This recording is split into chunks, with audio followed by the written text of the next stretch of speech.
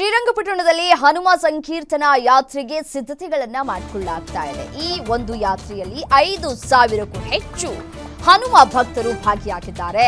ಶ್ರೀರಂಗಪಟ್ಟಣದ ಹಿಂದೂ ಸಂಘಟನೆಯಿಂದ ಭರ್ಜರಿ ಸಿದ್ಧತೆಗಳು ಆಗ್ತಾ ಇದೆ. ನಾಳೆ ಬೆಳಗ್ಗೆ 11 ಗಂಟೆಗೆ ಶ್ರೀರಂಗಪಟ್ಟಣದ ಗಂಜಾಬ್ನಲ್ಲಿ ನಡೆಯುವಂತಹ ಈ ಒಂದು ಯಾತ್ರೆ, ನಾಳಿನ ಸಂಕೀರ್ತನಾ ಯಾತ್ರೆ ಮೇಲೆ ಪೊಲೀಸರು ಹದ್ದಿನ ಕಣ್ಣನ್ನ ಇಟ್ಟಿದ್ದಾರೆ.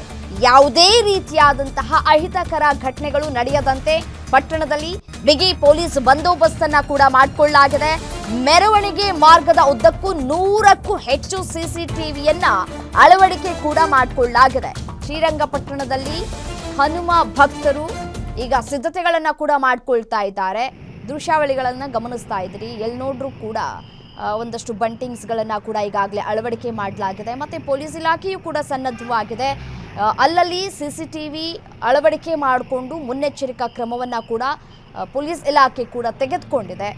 ಸೊ ಯಾವುದೇ ರೀತಿಯಾದಂತಹ ಅಹಿತಕರ ಘಟನೆಗಳು ನಡೆಯದಂತೆ ಮುಂಜಾಗ್ರತಾ ಕ್ರಮವನ್ನು ಕೂಡ ತೆಗೆದುಕೊಳ್ಳಲಾಗಿದೆ. ಹನುಮ ಸಂಕೀರ್ತನಾ ಯಾತ್ರೆಗೆ ಸಿದ್ಧತೆಗಳನ್ನು ಮಾಡಿಕೊಂಡಿರುವಂತಹ ಹಿನ್ನೆಲೆಯಲ್ಲಿ ಒಟ್ಟು 5,000ಕ್ಕೂ ಹೆಚ್ಚು ಹನುಮ ಭಕ್ತರು ಈ ಸಂದರ್ಭದಲ್ಲಿ ಭಾಗಿಯಾಗುವ ಸಾಧ್ಯತೆಗಳು ಕೂಡ ಇದೆ. ಮತ್ತು ರಸ್ತೆ ಸ್ವಲ್ಪ ಕಿರಿದಾಗಿ ಇರುವಂತಹ ಹಿನ್ನೆಲೆಯಲ್ಲಿ ಈ ಕಿರಿದಾಗಿ ಇರುವಂತಹ ರಸ್ತೆಗಳಲ್ಲಿ ಅತಿ ಹೆಚ್ಚು ಸಿಸಿಟಿವಿ ಕ್ಯಾಮ್ರಾಗಳನ್ನು ಅಳವಡಿಕೆ ಮಾಡಿಕೊಳ್ಳಲಾಗ್ತಾ ಇದೆ. ಯಾಕೆಂದರೆ ಎಲ್ಲ ಕಡೆನೂ ಪೊಲೀಸ್ ಅಧಿಕಾರಿಗಳು ಇರೋದಕ್ಕೆ ಸಾಧ್ಯ ಆಗೋದಿಲ್ಲ.